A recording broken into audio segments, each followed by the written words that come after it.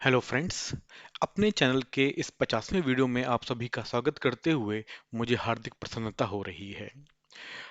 पिछले कुछ वीडियोस की तरीके से इस वीडियो में भी हम फ्लूइड मैकेनिक्स के बेसिक कॉन्सेप्ट्स के ऊपर ही बात करेंगे। और जिस तरीके से हमने पिछले वीडियो में प्रॉपर्टीज ऑफ फ्लूइड्स के अंतर्गत डेंसिटी के ऊपर बात की थी, ठीक, तो हम इस वीडियो में भी प्रॉपर्टीज ऑफ फ्लूइड में ही विस्कोसिटी के ऊपर बात करेंगे। हम अपने वीडियो में आगे बढ़ें उसके पहले अगर अभी तक आपने हमारे चैनल को सब्सक्राइब नहीं किया है तो करें, हमारे वीडियोस को देखें, लाइक करें, ज़्यादा से ज़्यादा लोगों के साथ में शेयर करें और अपने ऑब्जर्वेशंस कमेंट सेक्शन में लिख करके हमको बताना बिल्कुल ना भूलें। आपका कोई कंफ्यूजन है, आपका कोई क्वेश्चन है, then you can feel free to ask me and write it down in the comment section, comment box. All right, तो आते हैं आज के वीडियो के ऊपर। और जिस टॉपिक के ऊपर आज हमको चर्चा करनी है फ्लूइड मैकेनिक्स में, वो है विस्कोसिटी। हमने पहले भी ये कह रखा है कि जिन टॉपिक्स के ऊपर इस टाइम पे हम बात कर रहे हैं वो बहुत ही बेसिक टर्मिनोलॉजी टर्म्स हैं, कॉन्सेप्ट्स हैं, ठीक, जिनके ऊपर हम कहीं ना कहीं पहले भी चर्चा कर चुके हैं।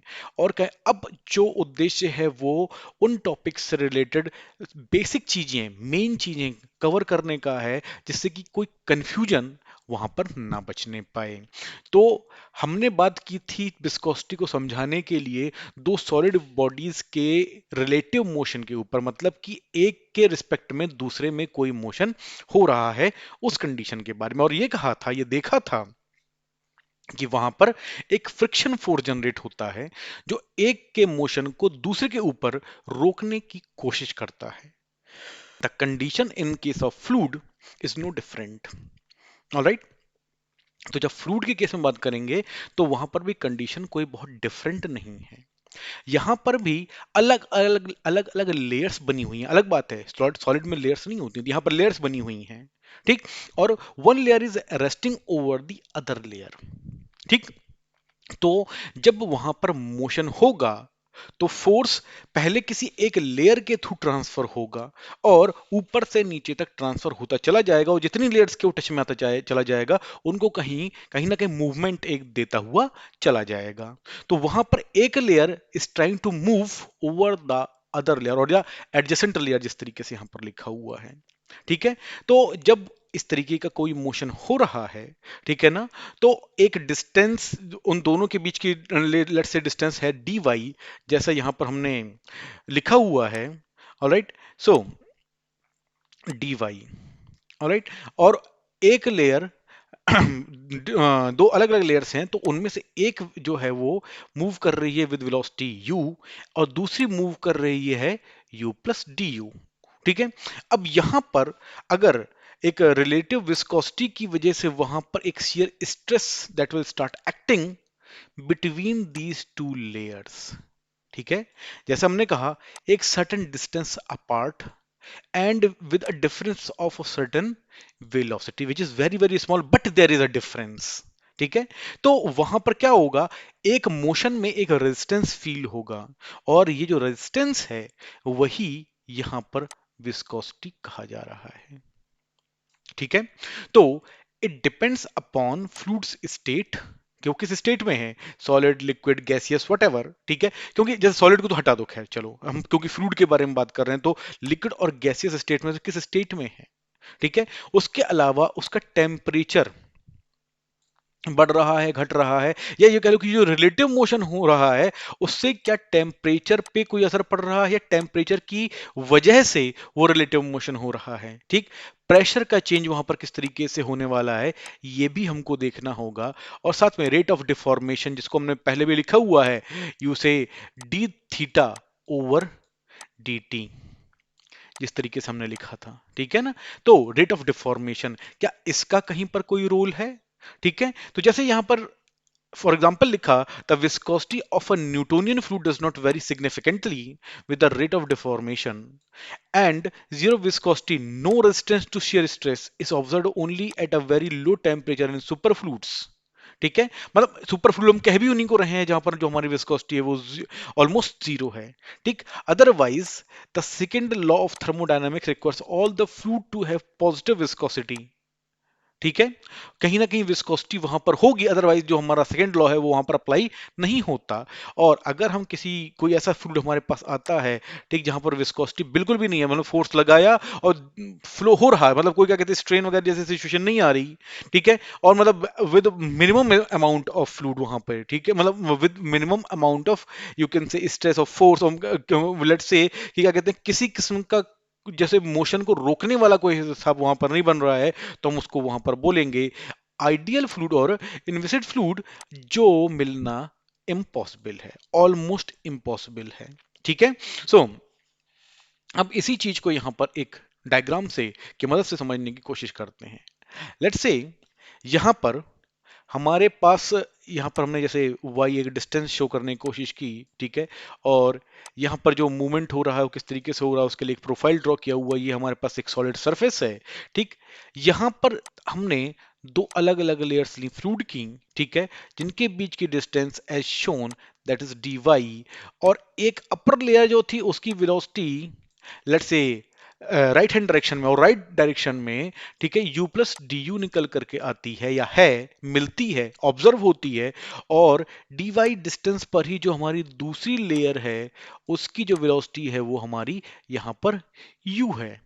ठीक, तो अब यहां पर क्या बन रहा है कि जो शियर स्ट्रेस है that is going to be applied between the two layers as tau, और जो ग्रेडियंट बनेगा, ग्रेडियंट जिसको हम बोल रहे हैं यहां पर, that is the difference between the velocity that is D you with height or say distance which is dy, ठीक। it can be easily seen that this du over dy is equal to d phi or say d theta divided by dt, ठीक। तो let's say velocity यहां पर जैसे हम इसको show कर रहे थे एक्स एक्सिस के लॉन्ग, ठीक है, डी यू, ठीक है, स्ट्रेस इसी उसके लॉन्ग लगा, ठीक है, फोर्स वहां पर लग रहा था उस डायरेक्शन में, तो टाउ, ठीक, वो शेयर स्ट्रेस अप्लाई हुआ, और जो ग्रेडियंट यहां पर बन करके आया that was d u over d Y.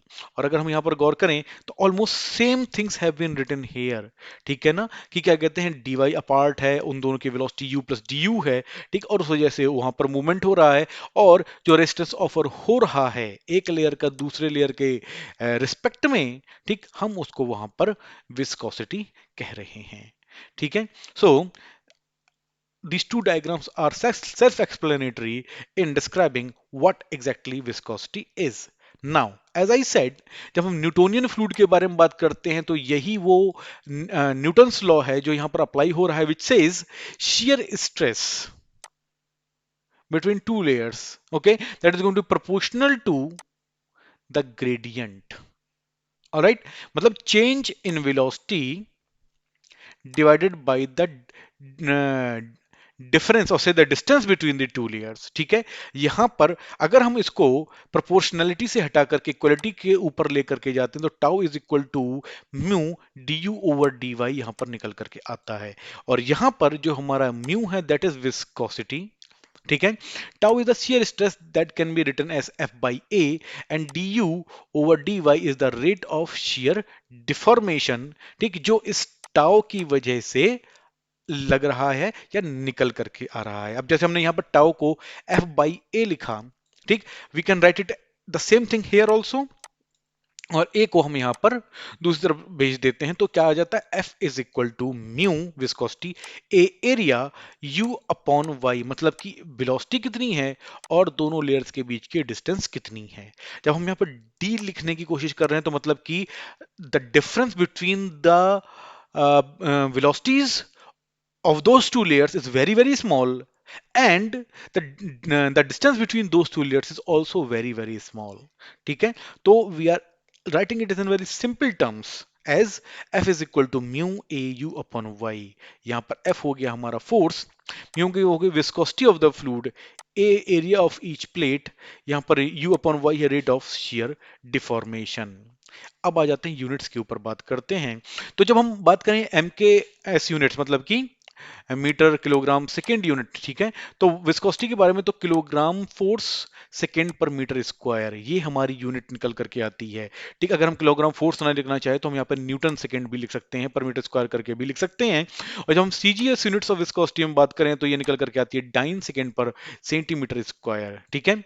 तो which is almost convertible into each other, ठीक है। In the above expression Newton per meter square is also known as Pascal, which is represented by पीए।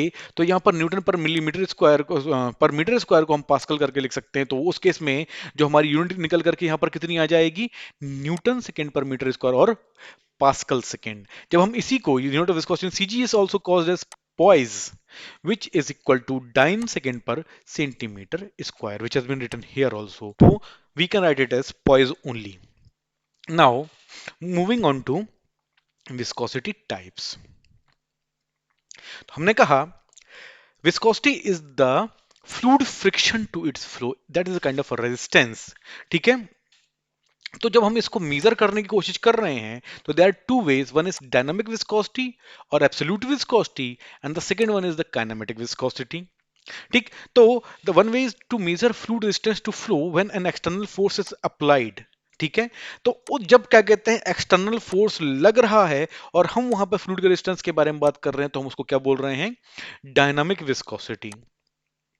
और अगर उसको दूसरी तरीके से हम मेजर करने की कोशिश कर रहे हैं जहां पर resistive flow of a fluid under weight of the gravity और the force of the gravity, ठीक है, जहां पर ग्रेविटी काम कर रही है, तो उस तरीके के विस्कोसिटी को हम काइनेमेटिक विस्कोसिटी कह रहे हैं, ठीक। मतलब दो तरीके से हम उस रेजिस्टेंस को शो कर सकते हैं कि डायनामिक जब एक्सटर्नल फोर्स है और दूसरा काइनेमेटिक जब वहां पर कहीं ना कहीं व्हाट टू से फोर्स ऑफ ग्रेविटी भी अप्लाई हो रहा है। राइट, सो जब हम डायनामिक विस्कोसिटी के बारे में बात करें, ठीक, it is the force needed by a fluid to overcome its own internal molecular friction, ठीक, जिससे फ्लूइड में फ्लो पॉसिबल हो। मतलब कि इंटरनल मॉलिक्यूलर फ्रिक्शन, इसके लिए हमको यहां पर एक्सटर्नल लोड की रिक्वायरमेंट हो रही है, ठीक है। तो मतलब कि अंदर में ही इनर्शिया की ऐसी सिचुएशन है, ठीक है, जिसकी वजह से या कह लीजिए अंदर में ही जो मॉलिक्यूल्स हैं वो आपस में इस तरीके से एक दूसरे के साथ में बंधे हुए हैं that they don't want to move, और वहां पे जो मॉलिक्यूलर फ्रिक्शन है, क्या कहते हैं, जो मॉलिक्यूलर अटैचमेंट है वो उसको होने से रोक रहा है, ठीक। और कहीं ना कहीं इतने फोर्स की हमको वहां पर रिक्वायरमेंट पड़ेगी कि इस फ्रिक्शन को वो ओवरकम कर जाए और वहां पर फ्लो पॉसिबल हो, ठीक। तो it can be defined as tangential flow per unit area, ठीक, needed to move the fluid in horizontal plane with respect to other plane with a unit velocity while the fluid's molecule maintain a unit distance apart. Alright, तो जैसे हम पीछे में देख रहे थे, let's say go back to this slide. Alright, हमने कहा कि फोर्स पर यूनिट एरिया, या हम इसको इस यहां से भी उस चीज को समझे, फोर्स पर यूनिट एरिया, ठीक है, और विस्कोसिटी के बारे में बात कर रहे हैं, ठीक है, डायनामिक विस्कोसिटी, और कहा कि जो वेलोसिटी है वो यूनिट है और जो डिस्टेंस है दोनों के बीच की वो भी यूनिट है, मतलब एक है, ठीक। तो अगर ये यूनिट, ठीक, ये भी हमारा यूनिट हो गया, in that case that force will be equal to viscosity, ठीक, जिसके बारे में हम यहां पर बात कर रहे थे और हमने यहां पर इसको शो किया डायनामिक विस्कोसिटी के नाम से, ठीक है, unit distance apart and unit velocity. The dynamic viscosity is directly proportional to the shear stress and is expressed by the symbol mu, जिसको mu करके लिखा है तो mu, that's how we pronounce it, ठीक है। और जो उसकी ऐसा यूनिट है वो है Newton second per metre square, ठीक, जिसको हमने पीछे भी शो कर रखा है। The dynamic viscosity mu drops off very quickly for liquids as their temperature increases. Temperature increase करेगा, ठीक है, तो उनका जो रिलेटिव मोशन है वो इजी हो जाएगा, वो लिक्विड्स फ्लो करने लगेंगे, ठीक है, आसानी से, ठीक। तो डायनामिक विस्कोसिटी जो है वो वहां पर कम हो जाएगी। लेकिन जब हम बात करें गैसेस के केस में, ठीक, तो वहां पर डिस्टेंस ऑलरेडी बहुत ज्यादा है और वहां पे हम टेम्परेचर क्या कहते हैं बढ़ाएंगे तो मूवमेंट जो है, ठीक है, और वो तेजी से होने की कोशिश करेगा, लेकिन दोज आर दो they are going to collide with each other, तो वहां पर जो viscosity that relative motion is not going to be that possible. ठीक, तो वहां पर जो तुम्हारी विस्कोसिटी है that is going to increase. Alright, so यहां पर मोशन इजी हो जाएगा विद इंक्रीज इन टेम्परेचर, और जब गैसेस के बारे में बात करें तो वहां पर जो मोशन है वो कम हो जाएगा, इसलिए वहां पर जो हमारी डायनामिक विस्कोसिटी है वो बढ़ जाएगी। ठीक है, सो अब आते हैं काइनेमेटिक विस्कोसिटी के ऊपर। Kinematic viscosity the can be said the other way to measure the viscosity or say resistance to flow। ठीक है, तो this can be defined as the ratio between the dynamic viscosity and the density of the fluid। ठीक है, measure of fluid's internal resistance to flow under gravitational force। Mind you, जब हम पीछे dynamic viscosity के बारे में बात कर रहे थे तो इस पूरे उसमें कहीं पर भी ग्रेविटेशनल फोर्स का जिक्र नहीं आया है, सिर्फ टेंजेंशियल फोर्स का जिक्र आया था, जो यहां पर हमको काइनेमेटिक विस्कोसिटी के केस में पढ़ने को मिल रहा है, सुनने को मिल रहा है। इसको हम न्यू से डिनोट करते हैं, एन यू, ठीक है, which is a Greek letter. और जब हम इस इन दोनों के रिलेशन के बारे में बात करें तो डायनामिक विस्कोसिटी म्यू से रिप्रेजेंट होती है, डेंसिटी लेट से मास डेंसिटी। ठीक, तो यहां पर ये रो से रिप्रेजेंट होती है, तो nu is equal to mu upon rho.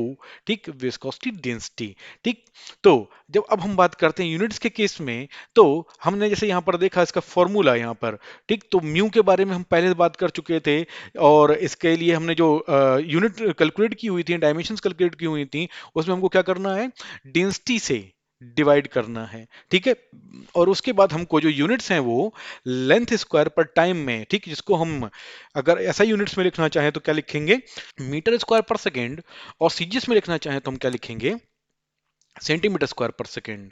ठीक है, सेंटीमीटर जब हम सीजीएस में इसको और दूसरे उसमें लिखना चाहें तो काइनेमेटिक काइनेमेटिक विस्कोसिटी की यूनिट होती है स्टोक। ठीक, और जब हम एक स्टोक को सेंटीमीटर स्क्वायर पर सेकंड को मीटर स्क्वायर पर सेकंड में कन्वर्ट करना चाहें तो it can be written as one stoke is equal to 10 to power -4 metre square per second. और जब हम सेंटी स्टोक को लिखें तो automatically that is going to be one stoke divided by 100। ठीक, this is the conversion in itself. अब जब हम बात करें दोनों को पैरेलल में रख करके दोनों का कंपैरिजन करें, उनके बीच में डिफरेंस फाइंड आउट करने की कोशिश करें। ठीक, तो जब प्रॉपर्टीज के हिसाब से हम इन दोनों का कंपैरिजन करें तो पहली प्रॉपर्टीज है कि क्या और भी कोई नाम है, तो ये हम जानते हैं कि डायनामिक विस्कोसिटी को एब्सोल्यूट विस्कोसिटी भी कहा जाता है, और काइनेमेटिक विस्कोसिटी को कुछ कहा नहीं जाता, but it is the property of diffusivity of the momentum. ठीक, जब हम बात करें कि ये दोनों क्या क्या रिप्रेजेंट करते हैं, तो काइनेमेटिक विस्कोसिटी के साथ में इनर्शिया, मतलब जो इंटरनल मॉलिक्यूलर फ्रिक्शन था वो तो आता ही आता है, साथ में विस्कस फोर्स भी यहाँ पर अपना रोल प्ले करते हैं। ठीक है, जबकि डायनामिक विस्कोसिटी में सिर्फ विस्कस फोर्सेस अपना रोल प्ले करते हैं, यहां पर इनर्शिया का रोल नहीं आता। सिंबल काइनेमेटिक विस्कोसिटी का न्यू है और डायनामिक विस्कोसिटी का म्यू है। रेशियो के बारे में बात करें तो this is the ratio of dynamic viscosity to density, और डायनामिक विस्कोसिटी जो है तुम्हारा that is the ratio of shear stress to shear strain. ठीक है, और जब हम काइनेमेटिक विस्कोसिटी को यूज कहां करते हैं, जहां पर इनर्शिया भी काम कर रहा हो और विस्कस फोर्स भी वहां पर डोमिनेंट हो, दोनों फोर्सेस हो, तो हम वहां पर काइनेमेटिक विस्कोसिटी को यूज करना पसंद करते हैं। लेकिन जहां पर सिर्फ विस्कस फोर्स डोमिनेंट होते हैं हम वहां पर डायनामिक विस्कोसिटी को यूज करते हैं। जब हम बात करें डेंसिटी के केस में, तो kinematic viscosity is dependent upon density, और अगर क्या कहते हैं इसको दूसरी तरीके से समझना चाहें तो हमने लिखा था nu is equal to mu upon rho. ठीक, तो ऑटोमेटिकली रो आ गया, तो मतलब कि डेंसिटी के ऊपर वो डिपेंडेंट है। लेकिन जब हम डायनामिक विस्कोसिटी के केस में बात करें तो म्यू इस इसके जो फॉर्मूला है उसमें कहीं पर भी हम इसकी डेंसिटी को ऑब्जर्व नहीं करते, which means it is not dependent upon the density. जब यूनिट्स के बारे में बात करें तो metre square per second kinematic viscosity की है, Newton second per metre square ये हमारी डायनामिक विस्कोसिटी की है, यूनिट है। अब यहां पर एक प्रॉब्लम सॉल्व करने की कोशिश करते हैं। A fluid with absolute viscosity of 0.98 newton second per metre square and kinematic viscosity of 3 metre square per second determine the density of the fluid. तो सबसे पहले तो जो बेसिक फार्मूला, बहुत ही बेसिक फार्मूला है, उसको एक बार पहले से फिर से ऑब्जर्व कर लें, सो दैट कि इस न्यूमेरिकल को लगाने में हमको फर्दर कोई दिक्कत ना हो। तो यहाँ पर काइनेमेटिक, डायनामिक और डेंसिटी दोनों चीजें आ गई, तीनों चीजें आ गई आई मीन। और जब हम यहां से रो को कैलकुलेट करने की कोशिश करेंगे तो म्यू अपॉन न्यू ये निकल करके आएगा। ठीक है, तो यहां पर इसी फॉर्मूले को सबसे पहले लिख लेते हैं। ठीक, जिसके हिसाब से हमको यहां पर अपना कैलकुलेशन करना है। ठीक है, तो rho is equal to mu upon nu. ठीक है, सो म्यू की वैल्यू हमको दी हुई है 0.98 और न्यू की वैल्यू हमको यहां पर दी हुई है 3। ठीक है, तो जब हम इसको सॉल्व करेंगे, ठीक है, और हमको इस चीज का बस ध्यान रखना है कि जितनी भी यूनिट्स हमारी यहाँ पर यूज हुई हैं ये सारी एमकेएस वाली हैं, सही वाली हैं। तो जो हमारा आंसर आने वाला है वो किलोग्राम पर क्यूबिक मीटर में ही आने वाला है। ठीक, और क्या कहते हैं, जो भी आंसर आने वाला है वो एमकेएस में आने वाला है एक तरीके से। ठीक है, और अगर कोई कन्वर्जन होगा तो वो हमको हमको वो बाद में करना होगा। ठीक है, तो जब हम इसको करेंगे तो हमारा आंसर आता है 0.3266। ठीक है, एमकेएस यूनिट्स में। ठीक, तो this is very very simple question जो एक नंबर में आपसे कंपटीशंस में पूछा जा सकता है। ठीक है, और यहां पर हम इसको लिख दे रहे हैं एमकेएस यूनिट्स। ठीक है, विच क्या कहते हैं, इससे हम क्या कहते हैं जो फर्दर कैलकुलेशन है वो कर सकते हैं कि यूनिट एग्जैक्टली क्या होंगी। But we are not right now not getting into the units की क्या होंगी, but we are just trying to follow the procedure mu upon nu 0.98 divided by 3, so 0.3266 mks units में हमारा आंसर यहाँ पर निकल करके आ जाएगा। अब यहाँ पर बात करते हैं न्यूटन्स लॉ ऑफ विस्कोसिटी के केस में।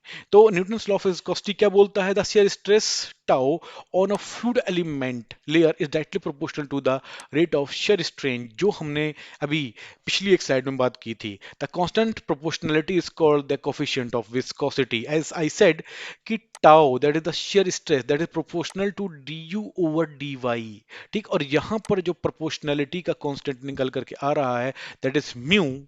ठीक, इसको हम यहां पर कह रहे हैं what to say viscosity। ठीक, and this whole expression represents Newton's law of viscosity। ठीक, वे fluids which obey the above relations are known as Newtonian fluids, और जहां पर ये रूल फॉलो नहीं होता, मतलब stress is not proportional to strain. ठीक है, तो उन फ्लूइड्स को हम वहां पर क्या बोलते हैं, नॉन न्यूटोनियन फ्लूइड्स। ठीक, तो जब हमको फ्लूइड टाइप में बात करनी होगी तो हमको इन दोनों चीजों का वहां पर ध्यान रखना होगा कि कौन से हमारे न्यूटोनियन फ्लूइड्स हैं और कौन से हमारे नॉन न्यूटोनियन फ्लूइड्स हैं, और कब हम उनको इस कैटेगरी में पुट करने वाले हैं। तो आज की वीडियो में इतना ही। बहुत जल्दी आपसे अपने अगले वीडियो में फिर मुलाकात होगी। तब तक लोगों के साथ में हमारे चैनल को शेयर करते रहिए, हमारे वीडियोस को शेयर करते रहिए। अपने कमेंट, अपने ऑब्जर्वेशंस कमेंट सेक्शन में लिख करके हमको बताने में बिल्कुल संकोच ना करें। बहुत जल्दी आपसे अगले वीडियो में फिर मुलाकात होगी। Thank you very much.